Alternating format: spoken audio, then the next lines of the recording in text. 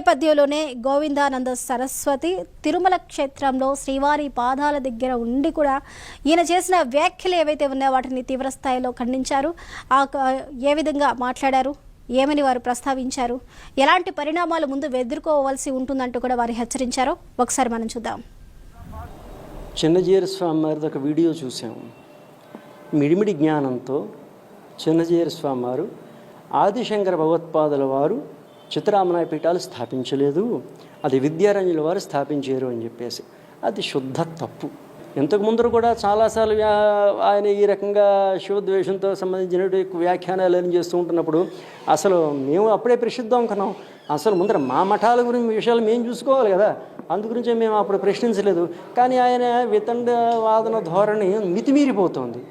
మా జ్యోతిర్మఠం గురించి మాట్లాడడం మొదలెట్టారు.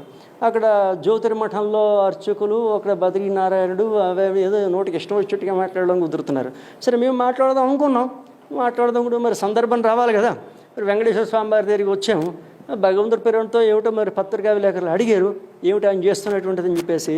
కాబట్టి తిరుపతిలో వెంకటేశ్వర స్వామి వారి సాన్నిధ్యంలో మీరు ఏదైతే వైష్ణవ మతాచారాలు మీరు అనుకుంటున్నారో, అక్కడ సమతామూర్తిలో రామానుజాచార్యుల వారిని స్థాపించారని మీరు అనుకుంటున్నారో, మరి మీరు అడిగినటువంటి చెప్పినటువంటి ఆ మాట ఏదైతే ఉందో అది శుద్ధ తప్పు. ఆదిశంకర భగవత్పాదుల వారు 4 ఆమనాయ పీఠాలు స్థాపించలేదు అని మీరు అన్నారు, అది తప్పు. ఏ రకంగా తప్పు కూడా మేము ప్రూవ్ చేయగలం.